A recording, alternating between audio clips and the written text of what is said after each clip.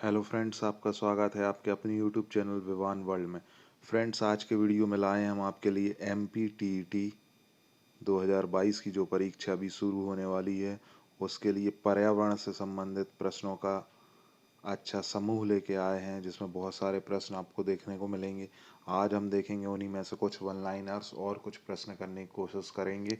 ऐसे हमारे पास पूरे 500 प्रश्नों की एक हमने सीरीज़ बनाई है, जिसमें हम पूरे 500 प्रश्न आपके लिए लेकर आए हैं, जिसमें ऐसे प्रश्नों का हमने समाहित किया है जो बार बार परीक्षा में पूछे जाते हैं, और बाकी जो टीईटी के एग्ज़ाम हुए हैं, चाहे वो राजस्थान की रीट हो, यूपी की टीईटी हो, सभी परीक्षाओं में वो बार बार पूछे गए हैं।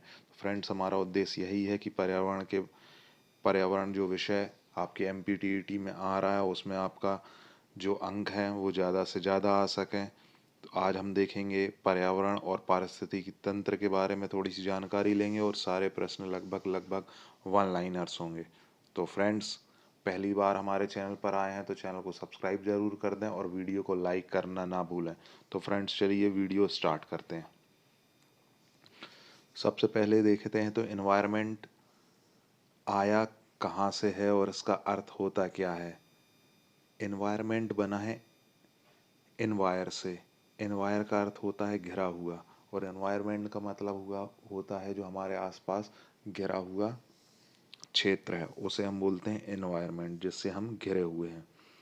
साथ ही एक शब्द जब एनवायरनमेंट की बात आती है तो बात आती है इकोलॉजी की, या जिसे हम बोलते हैं पारिस्थितिकी। पारिस्थितिक शब्द का सर्वप्रथम प्रयोग जो किया था अर्नेस्ट हैक्ले ने 1869 में किया था। ठीक है, यह प्रश्न कई बार बन चुका है कि पारिस्थितिकी का सर्वप्रथम प्रयोग किसने किया था। ठीक है, अर्नेस्ट हैक्ले ने 1869 में 1869 में किया था। पारिस्थितिक वह विज्ञान है जिसके अंतर्गत समस्त जीवों तथा भौतिक पर्यावरण के मध्य उनके अंतर संबंधों का अध्ययन किया जाता है।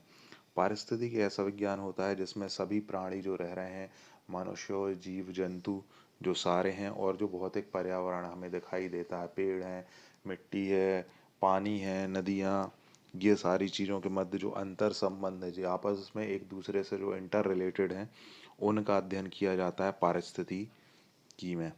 अब बात करते हैं पारिस्थितिक तंत्र या इकोसिस्टम। इसका सर्वप्रथम प्रयोग किया था A.G. टांसले ने 1935 में सर्वप्रथम इसका प्रयोग किया था। अब पारिस्थितिक तंत्र होता क्या है? तो पारिस्थितिक तंत्र भौतिक तंत्रों का एक विशेष प्रकार होता है।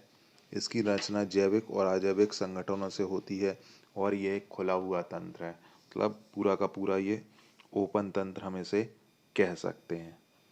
ठीक है फ्रेंड्स, अगले पॉइंट पर आते हैं।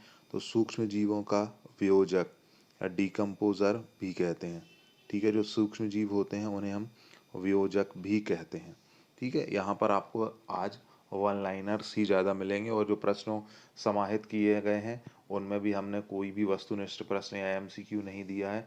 सीधा प्रश्न और उनका आंसर, जिसे हम वन लाइनर कहते हैं, ऐसे प्रश्नों को ही समावेश किया है इस वीडियो में। ठीक है फ्रेंड, यह मृत पौधे और जंतुओं के जैविक पदार्थ को सड़ा गलाकर मृदा के निर्माण में महत्वपूर्ण भूमिका निभाते हैं। कौन? सूक्ष्म जीवी, जो सूक्ष्म जीव होते हैं, जिन्हें हम वियोजक भी कहते हैं। ठीक है, याद रखिएगा, सूक्ष्म जीवों को क्या कहते हैं, या वियोजक किसे कहते हैं? तो सूक्ष्म जीवों को कहते हैं। सूक्ष्म जीवों के अंतर्गत कौन आते हैं? बैक्टीरियाज आते हैं, और कवक आदि जो हैं वो शामिल होते हैं। सूर्य से प्राप्त ऊर्जा पृथ्वी पर विद्युत चुम्बकीय तरंगों के रूप में प्राप्त होती है। ठीक है, ये तो लगभग सभी को पता होगा।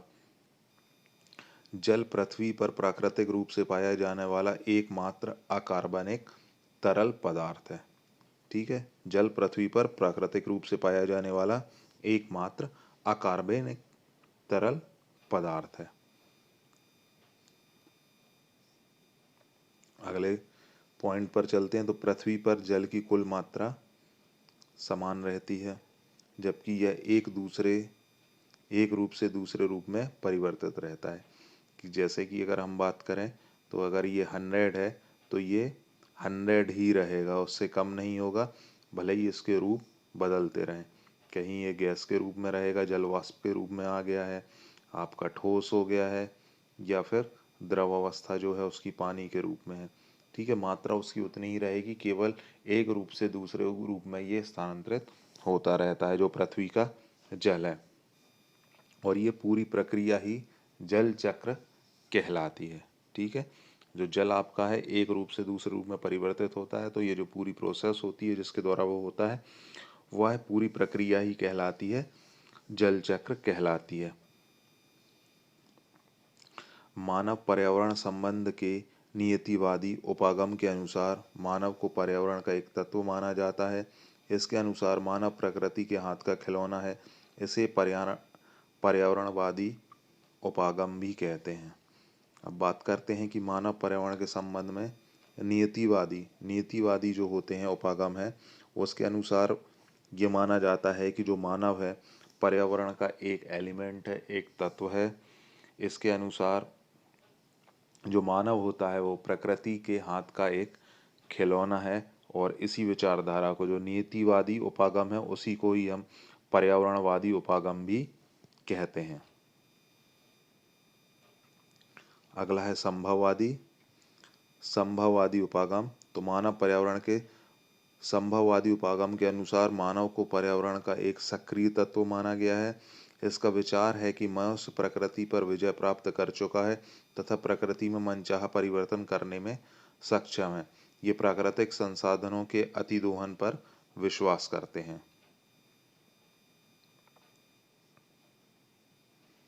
मानव पर्यावरण संबंध में नव नियतिवादी उपागम के अनुसार प्रकृति का अत्यधिक दोहन विनाशकारी बताया गया है।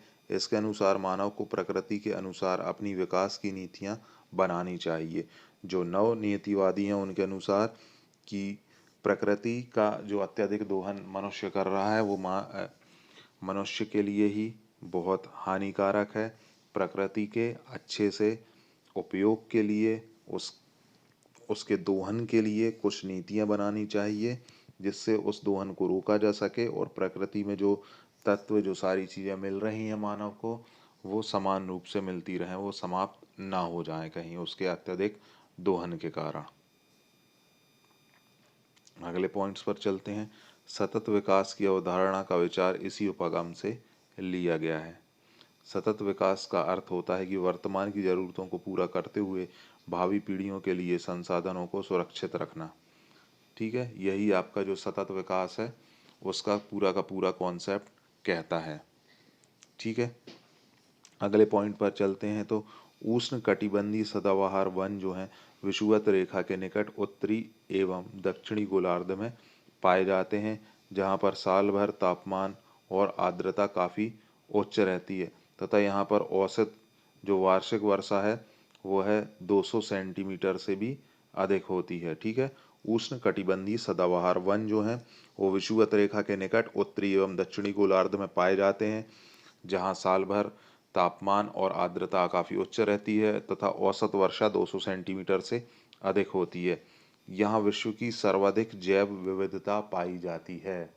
ठीक है, आपसे पूछा जा सकता है कि सर्वाधिक जैव विविधता या विश्व की सर्वाधिक जैव विविधता कहाँ पाई जाती है, तो उत्तर होगा उत्तरी एवं दक्षिणी गोलार्ध में पाई जाती है। जो उत्तरी और दक्षिणी गोलार्ध हैं, उत्तरी और दक्षिणी जो गोलार्ध हैं उन्हें हम डोल्ट्रम की पेटी भी कहा जाता है इन क्षेत्रों को। ठीक है, टैगा वन आर्कटिक वृत्त के चारों ओर यूरोप, एशिया व उत्तरी अमेरिका महाद्वीप में पाए जाते हैं। इन्हें शंकुधारी वन भी कहते हैं और इनका विस्तार सभी वन क्षेत्रों में अधिक है और जैव विविधता सबसे कम है। कहाँ पर? जो टैगा वन होते हैं उनमें सबसे कम जैव विविधता पाई जाती है। टैगा वन में सबसे अधिक मुलायम लकड़ी प्राप्त होती है। चीड़, देवदार, फर, स्प्रूस आदि जो मुलायम लकड़ियों वाले वृक्ष होते हैं वो टैगा वन में ही पाए जाते हैं। विषुवत वृत्त के ध्रुवों की ओर बढ़ने पर जैव विविधता में कमी आ जाती है। ऊंचाइयों की अपेक्षा घाटियों में जैव विविधता अधिक रहती है। ऊंची चोटी जो बनी हुई है इन पर जैव विविधता कम होगी जबकि ये जो घाटियाँ बनी हुई हैं इनमें जैव विविधता अधिक पाई जाती है। ताप अधिक होने पर जैव विविधता अधिक होती है। ताप जैसे जैसे बढ़ता है, जिन क्षेत्रों में ताप अधिक रहता है वहाँ पर जैव विविधता अधिक पाई जाती है। अगला पॉइंट है, क्षारीय मृदा में उगने वाले पौधों को हेलोफाइट्स कहा जाता है। लाल रंग प्रकाश संश्लेषण के लिए सबसे उपयुक्त होता है। यही पॉइंट्स आपके एग्ज़ाम में पूछे जाएंगे, तो सभी पॉइंट्स को ध्यान से सुनिएगा और हो सके तो नोट भी कर लीजिएगा इन पॉइंट्स को। वैसे मैं इसका पीडीएफ डिस्क्रिप्शन बॉक्स में लिंक रहेगी, वहाँ से आप इसका पीडीएफ भी डाउनलोड कर सकते हैं। लाइकेन छोटी वनस्पतियों का एक समूह होता है जो कवक एवं शैवाल के द्वारा निर्मित किया जाता है। दक्षिणी पश्चिमी रूस के जो घास के मैदान हैं उन्हें स्टेपी बोला जाता है। दक्षिण अफ्रीका के जो घास के मैदान हैं उन्हें वेल्ड बोला जाता है। ब्राज़ील के जो घास के मैदान हैं उन्हें कैंपोस बोला जाता है। संयुक्त राज्य अमेरिका के जो घास के मैदान हैं उन्हें प्रेयरी पूछा जाता है। बहुत सारे एग्ज़ामों में, चाहे वो एसआई हो, पुलिस हो, पटवारी हो, इन सब में बार बार ये प्रश्न पूछा जाता है, प्रेयरी क्या है या प्रेयरी कहाँ पाया जाता है। तो प्रेयरी जो होता है वो घास के मैदान को हम प्रेयरी बोलते हैं, जो संयुक्त राज्य अमेरिका में घास के मैदान है। दक्षिणी अमेरिका के जो घास के मैदान हैं उन्हें हम पम्पास बोलते हैं, और ऑस्ट्रेलिया के जो घास के मैदान हैं उन्हें हम डाउन्स बोला जाता है। ठीक है, उनको बोला जाता है डाउन्स बोला जाता है ऑस्ट्रेलिया के। ठीक है, तो लगभग सारे कवर हो गए हैं। जो विशिष्ट नाम है, दक्षिण पश्चिमी रूस के जो घास के मैदान हैं उन्हें स्टेपी बोलेंगे। दक्षिण अफ्रीका के घास के मैदान को वेल्ड बोला जाता है। ब्राज़ील के घास के मैदानों को कैंपोस बोला जाता है। अमेरिका के जो घास के मैदान है प्रेयरी बोला जाता है। दक्षिण अमेरिका के जो घास के मैदान हैं उन्हें पम्पास बोला जाता है, और ऑस्ट्रेलिया के जो घास के मैदान हैं उन्हें डाउन्स बोला जाता है। एक और जो बच रहा है घास का मैदान, न्यूजीलैंड में जो घास के मैदान होते हैं उनको कैंटरबरी बोला जाता है। पौधे क्लोरोफिल की उपस्थिति में सूर्य के प्रकाश द्वारा जल व ऑक्सीजन को ग्लूकोज में बदलते हैं। ठीक है, पौधे क्लोरोफ्लोरो जो प्रकाश संश्लेषण की क्रिया होती है उसमें जल व ऑक्सीजन को किस में बदलते हैं, तो ग्लूकोज में बदलते हैं। सूर्य के प्रकाश को रासायनिक ऊर्जा के रूप में संचित कर अन्य जीवों के लिए भोजन उत्पादित करने के गुण के कारण ही हरे पौधों को प्राथमिक उत्पादक बोला जाता है। प्राथमिक उत्पादक किनको बोला जाता है? हरे पौधों को प्राथमिक उत्पादक बोला जाता है। जो जीव अपने भोजन के लिए प्राथमिक उत्पादकों पर निर्भर होते हैं उन्हें प्राथमिक उपभोक्ता या शाकाहारी कहा जाता है। ठीक है, क्या बोला जाता है? उन्हें शाकाहारी बोला जाता है। उदाहरण के लिए चूहा, खरगोश, गाय, हिरन, बकरी आदि ये शाकाहारी की श्रेणी में आते हैं। ठीक है, इन्हें द्वितीय उपभोक्ता भी कहा जाता है।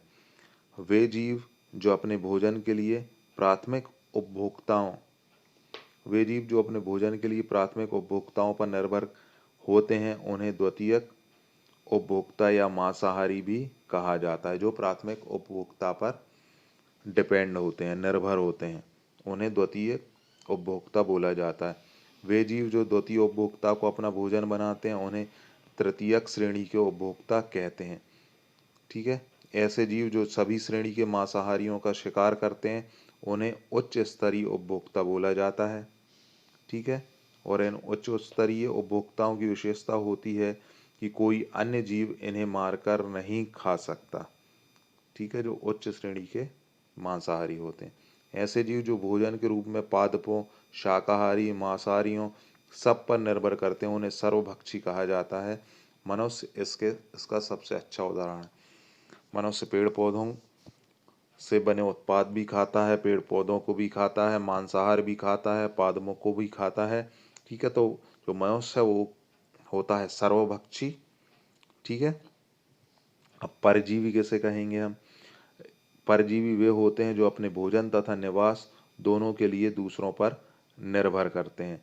इनका सबसे अच्छा उदाहरण है मनुष्य एवं पशुओं में लगने वाली जूं, पशुओं की खाल पर चिपकने वाली किल्लियां इनके प्रमुख उदाहरण हैं। आगे बढ़ते हैं तो प्रेडेटर्स क्या होते हैं। तो प्रेडेटर्स ऐसे जीव होते हैं जो केवल भोजन के लिए दूसरे जीवों पर निर्भर रहते हैं। ठीक है, वो कहलाते हैं प्रेडेटर्स। आधार प्रजाति उस प्रजाति को कहा जाता है जो अन्य प्रजातियों के निर्माण एवं संरक्षण में आवश्यक एवं महत्वपूर्ण भूमिका निभाती है।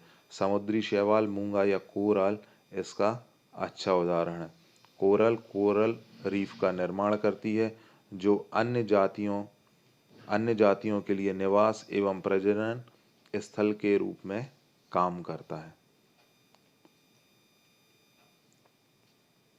उसके बाद अम्ब्रेला प्रजाति एक विशाल जंतु या समुदाय होता है जिस एक प्रमुख प्रजाति के कारण अन्य प्रजातियों को स्वतः सुरक्षा मिल जाए, उस मुख्य प्रजाति को अम्ब्रेला प्रजाति कहा जाता है। जिस प्रकार बाघ के लिए विशेष सुरक्षा देने के लिए टाइगर रिजर्व घोषित किए जाते हैं, इससे न केवल बाघ को बल्कि उस स्थान के अन्य प्रजातियों को भी सुरक्षित हो जाता है। उसी प्रकार इस रिजर्व घोषित क्षेत्र में बाघ क्या होगा, एक अम्ब्रेला प्रजाति होगा। ठीक है, अब तो समझ में आ गया होगा अम्ब्रेला प्रजाति क्या।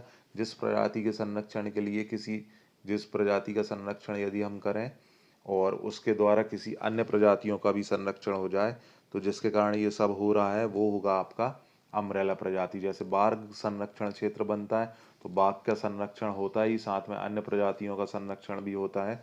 तो जो बाघ होगी आपकी वो कहलाएगी अम्ब्रेला प्रजाति। ठीक है, अगली बात करें तो की स्टोन प्रजाति।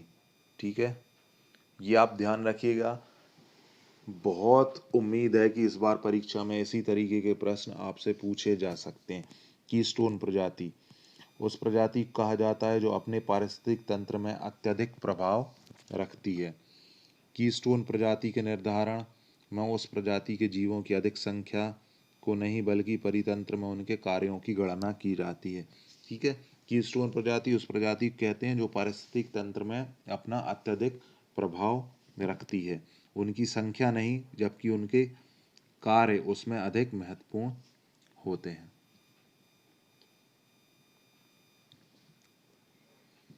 अगले पॉइंट की बात करें तो सांकेतिक प्रजाति किसी पौधे या जंतु की ऐसी प्रजाति होती है जो पर्यावरण परिवर्तन के प्रति बहुत अधिक संवेदनशील होती है। इसका अर्थ है कि जो प्रजातियां पारिस्थितिक तंत्र की हानि होने पर शीघ्र संकेत करती हैं, सांकेतिक प्रजातियां कहलाती हैं। जैसे वायु प्रदूषण की अधिकता की जांच के लिए लाइकेन एवं जल प्रदूषण के सांकेतिक रूप में मछली का सांकेतिक प्रजाति मानी जाती है। ठीक है, जल प्रदूषण में मछली या तो मरने लगती है, ऊपर आ जाती है, समुद्र के बाहर आ जाती है, जहाँ पर यदि अत्यधिक प्रदूषण हो जाता है तो वो आपकी एक सांकेतिक प्रजाति के रूप में कार्य कर रही है। सांकेतिक प्रजाति वहाँ पर मछली होगी। हरे पेड़ पौधे प्रकाश संश्लेषण क्रिया द्वारा सौर या प्रकाश ऊर्जा को रासायनिक ऊर्जा में परिवर्तित करते हैं और ये रासायनिक ऊर्जा किस रूप में होती है, ग्लूकोज के रूप में होती है। किसी क्षेत्र में प्राथमिक उत्पादक हरे पेड़ पौधों द्वारा प्रति इकाई समय में सकल संचित ऊर्जा की मात्रा को पारिस्थितिकी उत्पादकता इकोलॉजिकल प्रोडक्टिविटी भी, ठीक है, इकोलॉजी प्रोडक्टिविटी कहते हैं। प्राथमिक प्राथमिक उत्पादक द्वारा आत्मसात की गई कुल ऊर्जा की मात्रा को सकल प्राथमिक उत्पादन या जीपीपी कहा जाता है। ठीक है, ये प्रश्न बन सकते हैं, जीपीपी किसे कहते हैं, सकल प्राथमिक उत्पादन, जीपीपी का फुल फॉर्म होगा। सकल प्राथमिक उत्पादन जीपीपी में से श्वसन द्वारा नष्ट ऊर्जा की मात्रा को घटाने पर प्राप्त सकल ऊर्जा को शुद्ध प्राथमिक उत्पादन एनपीपी कहा जाता है। विश्व की औसत शुद्ध प्राथमिक उत्पादकता 320 ग्राम प्रति वर्ग मीटर प्रतिवर्ष है, जबकि उष्णकटिबंधीय वर्षा वन तथा दलदली क्षेत्र एवं एक्सुरी क्षेत्र में विश्व की सर्वाधिक शुद्ध प्राथमिक उत्पादकता 2000 ग्राम प्रति वर्ग मीटर प्रति वर्ष पाई जाती है। किसी भी पारिस्थितिक तंत्र में प्रति इकाई समय एवं प्रति इकाई क्षेत्र में जीवित पदार्थों के सकल शुष्क भार को बायोमास कहा जाता है। इकोटोन दो भिन्न भिन्न बायोमास के बीच का क्षेत्र है। ठीक है, इकोटोन जो है वो दो भिन्न भिन्न बायोमास के बीच का जो क्षेत्र होता है। इस तरह की परिभाषाएं इस बार आने की पूरी उम्मीद है, इसीलिए इन प्रश्नों को यहाँ पर रखा गया है।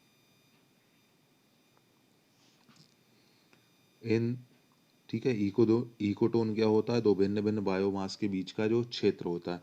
इन जगहों में दो अलग अलग समुदाय की प्रजातियों का मेल होता है। ऐसे स्थानों पर रहने वाली प्रजातियां जलवायु से अनुकूल करने में अधिक सक्षम होती हैं। ठीक है, पृथ्वी पर पहुंचने वाली सौर ऊर्जा का करीब 1% भाग ही प्रकाश संश्लेषण की क्रिया में प्रयुक्त होता है। ऊर्जा स्थानांतरण के 10% के नियम के अनुसार एक पोषण स्तर से दूसरे पोषण स्तर पर 10% ऊर्जा ही स्थानांतरित होती है। इस नियम को 1942 में लिंडेमैन ने प्रतिपादित किया था। ठीक है, ऊष्मागतिकी के प्रथम नियम को ऊर्जा संरक्षण का नियम भी कहते हैं। इसके अनुसार ऊर्जा का ना तो सृजन किया जा सकता है और ना ही उसका विनाश किया जा सकता है। ऊर्जा का सिर्फ एक रूप से दूसरे रूप में परिवर्तन होता है। ऊष्मागतिकी का जो द्वितीय नियम होता है वो पारिस्थितिक तंत्र में ऊर्जा के प्रभावित होने की दशा से संबंधित है। ठीक है, ऊष्मागतिकी के नियम भी पूछे जा सकते हैं, इनको भी आप तैयार करके रखें। इसके अनुसार जो ऊष्मा है सदैव अधिक तापमान से निम्न तापमान की ओर प्रवाहित होती है। पारिस्थितिकी पिरामिड की अवधारणा का प्रतिपादन चार्ल्स एटन ने 1927 में किया था। किसका? पारिस्थितिकी पिरामिड की अवधारणा जो है वो चार्ल्स एटन ने 1927 में प्रतिपादित की थी। 3600 मीटर से अधिक ऊंचाई पर पाई जाने वाली वनस्पति को अल्पाइन बायोम की श्रेणी में रखा गया है। ठीक है, वायुमंडल से संबंधित कुछ फैक्ट्स। वायुमंडल में सर्वाधिक नाइट्रोजन गैस पाई जाती है, कितने प्रतिशत? 78% पाई जाती है। वायुमंडल में आर्गन गैस की मात्रा कितनी है?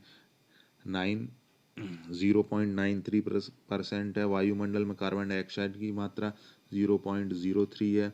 तो फ्रेंड्स, ऑक्सीजन जो है O2 जिसका फॉर्मूला होता है, वायुमंडल में कितने प्रतिशत पाई जाती है? ठीक है, वायुमंडल में जो ऑक्सीजन का प्रतिशत है वो आप कमेंट बॉक्स में जरूर बताएं। वनस्पतियों के सड़ने से मीथेन गैस निकलती है। पीट मृदा में सर्वाधिक कार्बनिक पदार्थ पाए जाते हैं। अल्फा एक प्रकार की घास है। ठीक है, सारे के सारे वन लाइनर्स लेके आया हूं मैं आपके लिए। मटियार मिट्टी की जल धारण क्षमता सभी मिट्टियों से सर्वाधिक होती है। किसकी? क्ले सॉइल की। मटियार मिट्टी बोला जाता है जिसे हिंदी में। गहन पारिस्थितिकी डीप इकोलॉजी शब्द के जनक अर्नेस्ट नेस हैं। ठीक है, ये प्रश्न भी हाल ही में परीक्षा हुई थी, उसमें पूछा गया है। जैविक अजैविक तत्वों का चक्र जैव भू रासायनिक चक्र के रूप में चलता है। ज्वालामुखी विस्फोट से फास्फोरक चक्र पर सर्वाधिक प्रभाव पड़ता है। सर्वाधिक जो लवणता होती है वो होती है, कहाँ पर पाई जाती है? वो है मृत सागर में पाई जाती है। मृत सागर में पाई जाती है। ग्रेट बैरियर रीफ ऑस्ट्रेलिया के पूर्वी तट पर प्रशांत महासागर में स्थित है। मध्य प्रदेश में बालाघाट जिले में सर्वाधिक वन आवरण क्षेत्र है। महासागरों की जो औसत लवणता है वो है 35%। इन लवणों के कारण ही समुद्र का जल जो होता है वो खारा होता है, पीने योग्य नहीं होता है। वन के पेड़ों की छाल पर लगने वाले सफेद पदार्थ को लाइकेन कहा जाता है।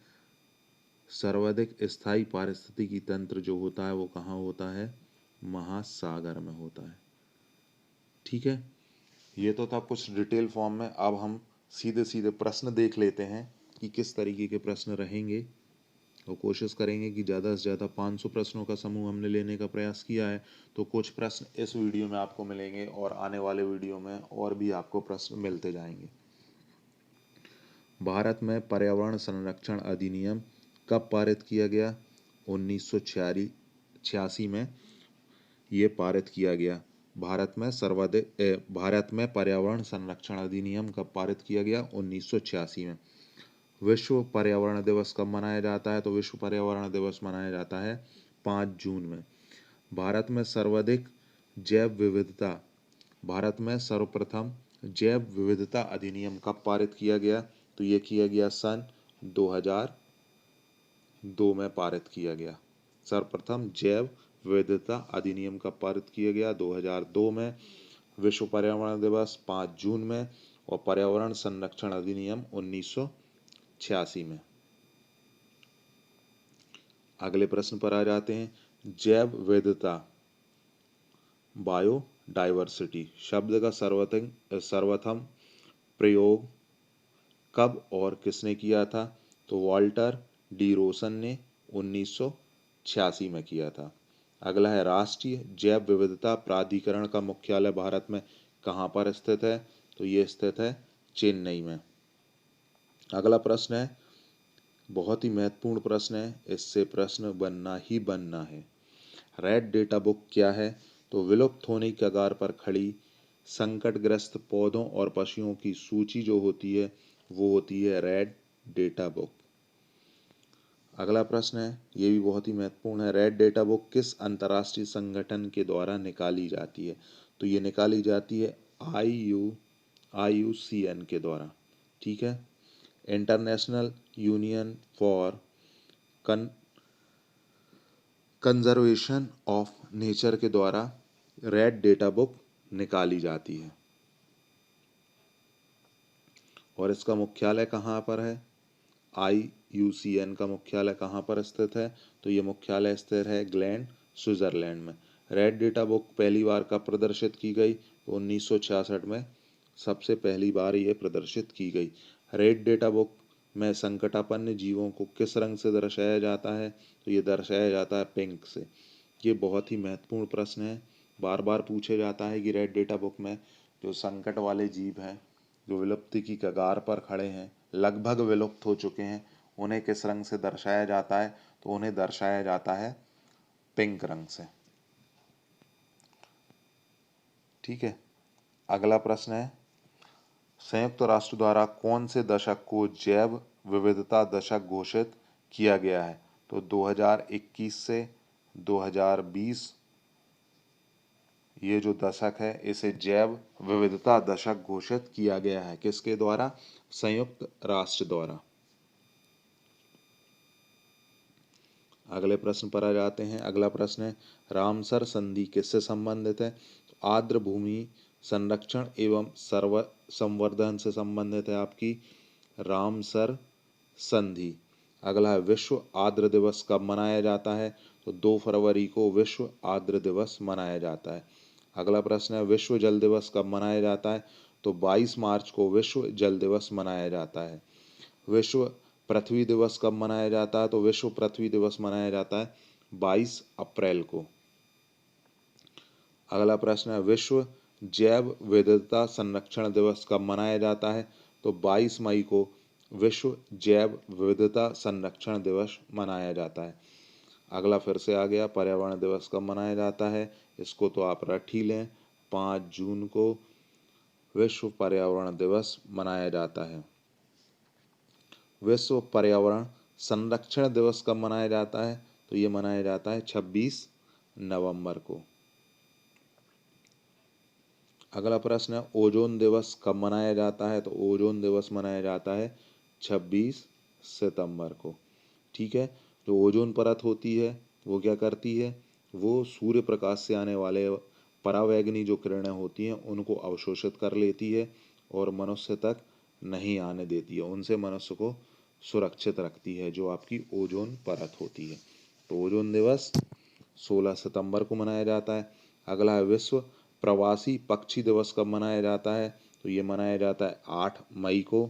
अगला प्रश्न है विश्व वन्य प्राणी दिवस कब मनाया जाता है? तो ये मनाया जाता है 6 अक्टूबर को। अगला प्रश्न है भारत में विश्व की कितनी प्रतिशत जैव विविधता है? तो ये है लगभग 7 से 8% विश्व की जैव विविधता जो है वो भारत में पाई जाती है। अगला प्रश्न है राष्ट्रीय प्रवाल भित्ति अनुसंधान केंद्र कहाँ स्थित है? तो ये है पोर्ट ब्लेयर में। अगला प्रश्न है अंतर्राष्ट्रीय टाइगर दिवस कब मनाया जाता है? तो ये मनाया जाता है 29 जुलाई को अंतर्राष्ट्रीय टाइगर दिवस मनाया जाता है। तो फ्रेंड्स, आज के वीडियो में पर्यावरण से संबंधित प्रश्न इतने ही होंगे। अगले वीडियो में हम और भी प्रश्न लेके आएंगे। लगभग हमने 500 प्रश्न अभी छाटे हैं इस चैप्टर के लिए, और आगे इनकी संख्या हम और भी बढ़ाते जाएंगे। जिस तरह से आपका रिस्पांस मिलता जाएगा, प्रश्नों की संख्या कोशिश करेंगे ज़्यादा से ज़्यादा हो और आपकी परीक्षा में सहयोगी हो सकें। ये जो आप MPTET का एग्ज़ाम दे रहे हैं। तो फ्रेंड, वीडियो पसंद आया हो तो वीडियो को लाइक करें, शेयर करें और चैनल को सब्सक्राइब करना ना भूलें, और कमेंट कर कर हमें ये बताएं कि वीडियो आपको कैसा लगा और कौन कौन से टॉपिक हैं जो आप यहाँ से उनके नोट्स लेना चाहते हैं या पढ़ना चाहते हैं। तो फ्रेंड्स, आज के वीडियो में इतना ही। जय हिंद, जय भारत।